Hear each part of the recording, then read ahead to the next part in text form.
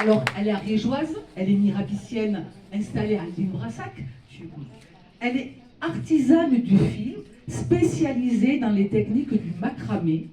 Et elle est, à force de travail et d'exigence, devenue artiste textile en projet d'exception.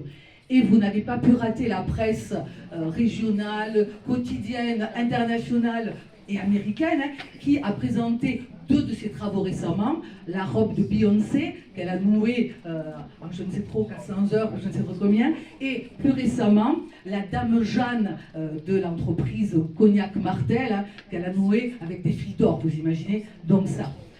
Donc Laurentine, elle va faire preuve, et on le déclinera plus tard, hein, de créativité, on y reviendra tout à l'heure, un sens du partage très développé, que beaucoup ici ont déjà vécu, et enfin un esprit d'équipe qui l'amène à faire des projets associatifs importants.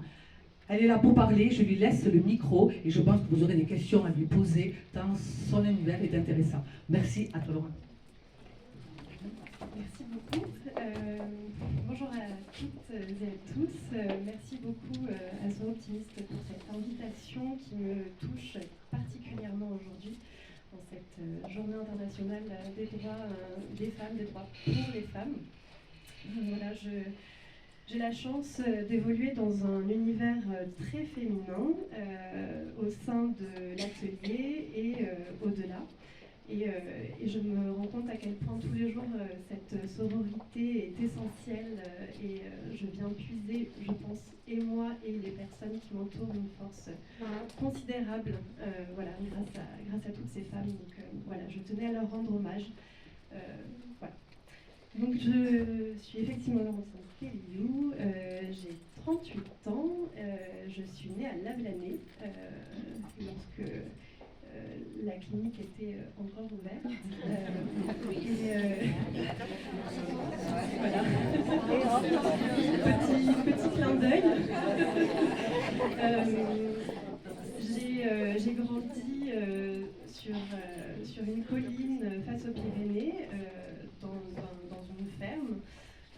Voilà, et j'ai un parcours scolaire plutôt classique en fait, puisque j'ai un parcours bac général, option théâtre donc, à Pamiers, puis un passage par Toulouse pour les études supérieures en histoire de l'art. J'ai trouvé ça très intéressant et très enrichissant d'un point de vue culture générale, mais en fait je m'ennuyais, je pense que j'étais pas à la bonne place, j'avais besoin de pratiquer, de matière, de texture, et j'ai toujours été fascinée en fait par les ateliers d'artisans, d'artistes, mais essentiellement d'artisans. Et aujourd'hui, je suis assez heureuse de me définir comme une artisane. Voilà, c'est quelque chose qui me tient particulièrement à cœur. Voilà. Donc après des études en histoire de l'art, après une licence en histoire de l'art, j'ai réussi à convaincre mon compagnon de voyager, de partir en Amérique latine. Et c'est à l'occasion de ce voyage que j'ai découvert la pratique du macramé via un artisan. Et donc c'est à sa rencontre que j'ai appris de manière empirique les techniques de nouage, de nœud, et donc de macramé. J'avais une petite vision d'ensemble de l'artisanat en France, de ce qui se faisait, et je savais que le macramé n'existait pas en fait. En tout cas, si, il existait, mais pas selon les projections que j'avais, que j'imaginais pour lui. Et je pense que l'histoire de l'art est vraiment venue nourrir mes envies de création. J'ai donc développé mon atelier en revenant en France en 2009. Donc ça fait 15 ans maintenant que je fais ce métier. Et j'ai démarré par la création de bijoux en pierre fine et macramé. Ces réalisations étaient assez imposantes et importantes en termes de travail que ça représentait, et ça n'était encore jamais vu jusque-là.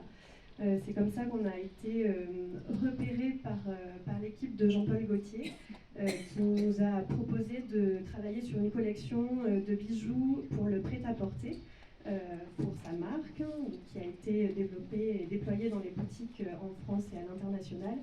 Puis, comme ces réalisations leur ont beaucoup plu, on a pu travailler ensemble sur la haute couture. Donc ça, c'était en 2012. Voilà. À la suite de cette première immersion dans le monde de la haute couture, notre atelier était déjà en Ariège, mais l'ouverture vers la haute couture m'a fait me dire que c'était intéressant de peut-être passer quelques années à Paris. Donc j'ai déménagé l'atelier à Paris, et c'est ce qui m'a permis vraiment de pouvoir déployer le savoir-faire au sein de la haute couture et des plus grandes maisons en France. Le macramé sous cette forme-là n'était effectivement pas du tout connu d'eux. Et c'était souvent assimilé à de la broderie ou à du tissage, mais jamais à du nœud. Voilà.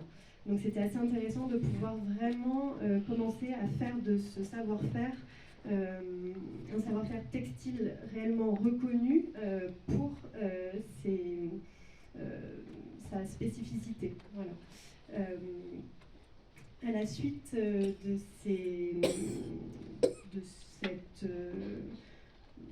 cette immersion, voilà, un peu plus poussée, on va dire, auprès des maisons. Donc, on a pu travailler pour Dior, pour Guerlain, pour Hermès, enfin voilà, les grands noms de la couture en France et ailleurs.